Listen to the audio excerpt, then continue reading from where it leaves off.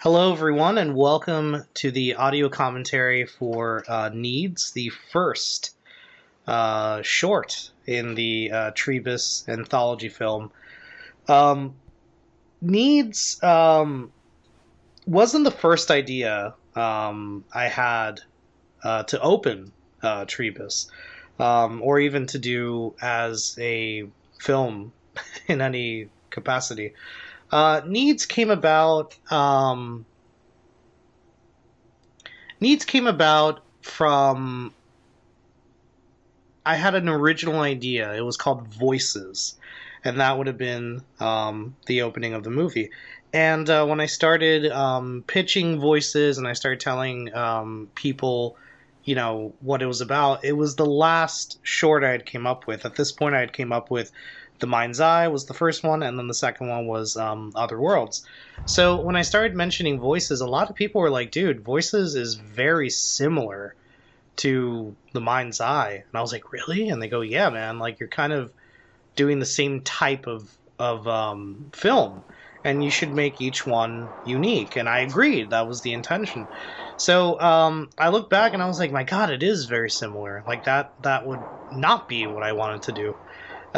So I went about cutting the movie, or taking it away from Tribus. And for a while, I couldn't think of anything, and I just thought, well, I guess it'll be a duology film instead of three movies, a duology anthology, like Grindhouse or something. I don't know.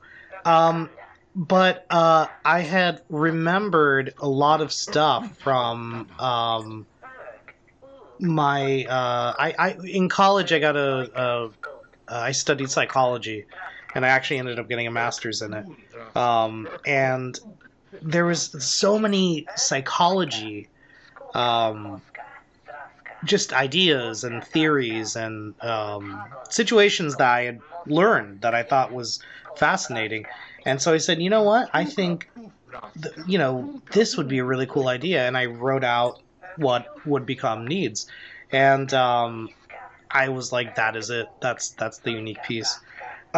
Needs was the whole idea of a clan or a tribe of 1, 2, and 3, as you see the Tribus movies. That came about later. I really didn't have a name for this film. Tribus, I attached it, and I thought maybe from like a writer's point of view, it was like, well, the first one's written by me, the second one was going to be 2 people, the third one would be 3 people. By the time we got around to doing Needs, I was still in that mentality of a tribe of 1. And I had a lot of ideas I wanted to do as a director.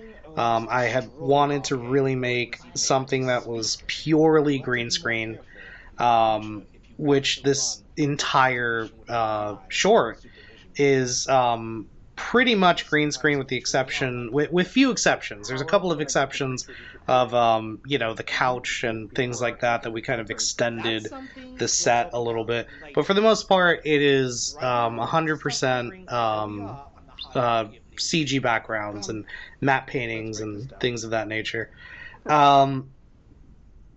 That was an idea I had, so that kind of propelled the Tribe of 1.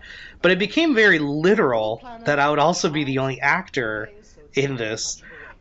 Purely accidental. My friend Brian, who's in the second short, he's the star. He was supposed to play this character, the second scientist, who was not a clone and was not with that getup or anything like that. What happened was we were on a really tight schedule because we were filming all these movies. They were in various stages of production. I think at that point I had finished. I had filmed most of what I wanted, or a lot of what I wanted for this short, that I could do by myself, and I needed to film my friend Brian's parts. He had to get a tooth surgery done, so he was missing some of his teeth, and I did not want to immortalize him on screen with missing teeth, things of that. So I started thinking, well, what can I do? How can I change this? So I did a really quick rewrite for the remaining scenes that were left. And I decided, well, I'll play the other character. I'll play this second scientist. We'll give him, something so he doesn't look. You don't immediately look at him and think, oh God, he's the same guy. So we put on the gas mask, the glasses. I wore a wig, and the idea was, well, there's some features, so whatever. He's a clone. He's like a weird clone. This is the future. Maybe he wears the gas mask because he wasn't 100% correct in his creation or something like that. It was whatever you really wanted to think. And I ended up doing the rest of it, so it truly became a tribe of one. In the sense that the idea came from me. I wrote the script. I directed this by myself. I filmed it the way I wanted to. This was an idea I had of doing a lot of green screen and trying to do like a fully digital set and things like that. And on top of that, I'm playing all the characters and I voice all the characters. Everyone you see in this film, everything you hear, all that is entirely me. So let me get on here with the creature character. The creature was really annoying to film. I knew he was going to be covered in head to toe, so you wouldn't see what's underneath, because I wanted it to be the imagination of people watching this. What was he, is he scarred? Is he horrific? Is he just human looking? We don't know. It's kind of like this, and it's a strange tribal, this is not anything that resembles anything in terms of tribes, or you hear the word tribe and you think or clans, I think I used, and he doesn't really look like something that you would categorize in that. I really enjoy that. The robot head, which, first of all, it's so cool to finally have a robot head in a robot head movie, was entirely it was created by I forgot his name, he's in the credits, but wonderful guy. It was a Etsy purchase, and he it was actually really well made, very well functioning, super nice guy. I remember when he sent me the thing, he's like, oh, I'm sorry, I can't include batteries, and I'm like, dude, it's fine. And when it came in, I thought it was just so beautiful. It was such a cool robot head, and just exactly what I wanted for the movie. In every way I can. And when I saw the eyes lit up, I decided, well, when he speaks, the eyes will light up. So that came really late into, that idea came just when I received the prop, and I was like, oh, yes. So the way all this was shot, we did all the guy, the creature, as we called him. We called him Creature. The creature, we shot him first. I wore the costume. It was extremely hot and annoying to wear. A lot of layers, a lot of parts to it. This is one of my favorite shots in the movie. And I did not speak the language at all. The language was Rebecca was saying the English translation off screen, my wife, while we were filming this, and then later on I would dub it and put layers over my voice to have it sound weird and off and not, human, but not quite. The language I created, I would write everything in English, and then I would create sounds that I wanted to associate. So everything is continuity sound, meaning that if I say cough means no, every time they say no, he says cough. KOF. Really, there was no. I don't know. I just I as I. It's not a very profound creation of a language. I went about doing it, and anytime I looked at the words and I'm like, what would be a good word for no, and just whatever would come to mind, and then I would say it out loud and see if it sounded good. And at the end, I would say the sentence as a whole thing and see if that sounded good. And if it did, I was like, cool, all right, this is great. We're in. um, so we shot all that first, and then obviously the robot itself was shot, which was really just we did a few shots of like the same thing, same angle, same thing like that, just so that I could I would have different timings, different lighting things of that nature. Um, a lot of these special effects I didn't quite know how they were going to work. Like the earlier in the film when the crashing on the meteorite heading towards us, I didn't know how I was going to create that. I just in the script it said meteorite comes towards, and I'm like, okay, well that's something that has to be shot in post or needs to be created in some way.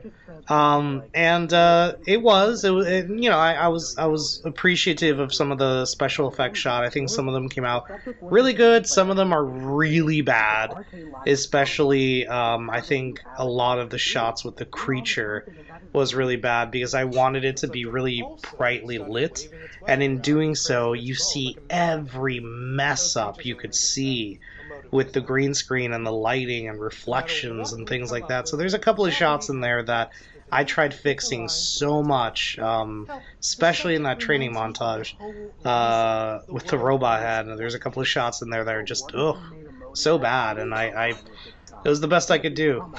So I just have to live with it. But